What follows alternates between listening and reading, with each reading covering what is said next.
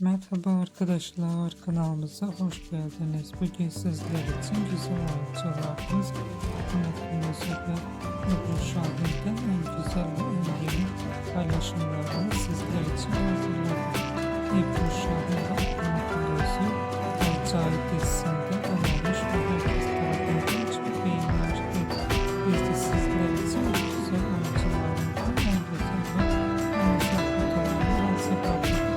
Bu videoları